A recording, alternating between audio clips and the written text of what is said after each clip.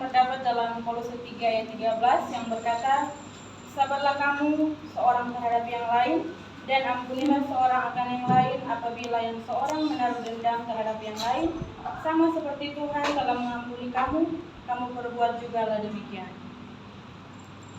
Ibu dosen yang saya hormati dan teman-teman yang saya kasih dalam Tuhan Yesus Kristus, dalam pembacaan Alkitab kita pada saat ini saya beri judul, ampunilah seorang akan yang lain.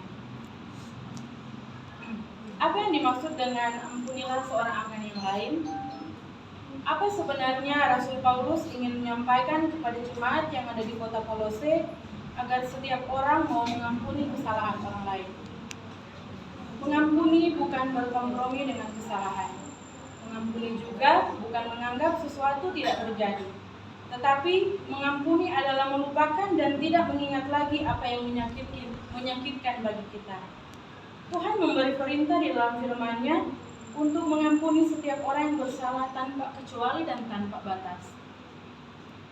Ada cara mengampuni yang diajarkan Tuhan untuk kita. Yang pertama, mengampuni akan diampuni. Kita bisa baca dalam Matius 6 ayat 14 berkata, karena jikalau kamu mengampuni kesalahan orang, Bapamu yang di sorga akan mengampuni kamu juga.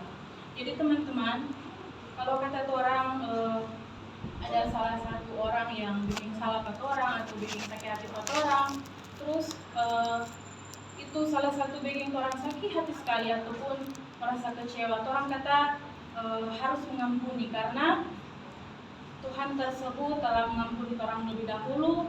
Walaupun itu sesakit apapun, kalau orang bisa mengampuni, bisa memaafkan, pasti orang akan ikhlas, toh? Pasti orang hati tenang, damai.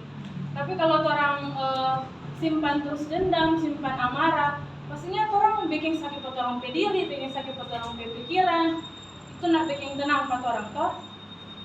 Nah, yang kedua, mengampuni sebagaimana Allah telah mengampuni. Kita bisa baca dalam Efesus 4 ayat 32, tetapi hendaknya kamu ramah terhadap seorang yang lain, penuh kasih mesra, saling mengampuni, sebagaimana Allah di dalam Kristus telah mengampuni kamu.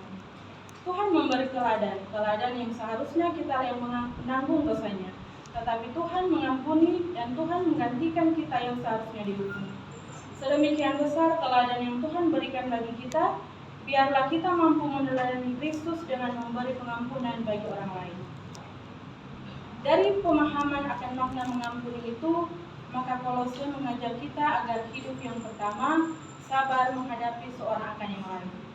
Saat ini, zaman ini tidak mudah untuk menemukan orang yang sabar. Banyak orang yang cenderung cepat-cepat sembarangan dalam mengerjakan segala sesuatu. Atau ketika dalam masalah dan pergumulan, kita seringkali mendengar nasihat yang mengatakan, yang sabar ya.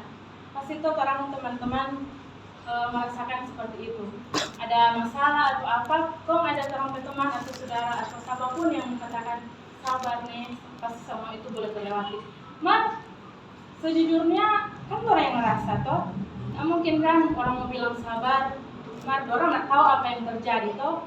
Jadi itu semua orang serahkan ke Tuhan supaya orang kuat dan mampu menghadapi. Dan yang kedua, mengampuni sama seperti Tuhan mengampuni kita. Selain kita sabar terhadap satu dengan yang lain, yang perlu kita lakukan selanjutnya mengampuni sama seperti Tuhan yang sudah mengampuni kita. Mengampuni bukanlah hal yang mudah. Ketika kita disakiti, difitnah, dikecewakan, terkadang kita berat untuk melepaskan diri untuk mengampuninya. Bahkan ada orang yang berkata, sampai mati pun aku tidak mau mengampuninya. Pasti orang seringkali mendengar satu kata itu, sampai mati kita tidak akan pernah memaafkan tadi. Mungkin itu suatu terlalu sakit sekali, kan? Sampai dia suruh kata-kata begitu. Tapi Tuhan ajarkan sekali lagi, orang harus mengampuni dan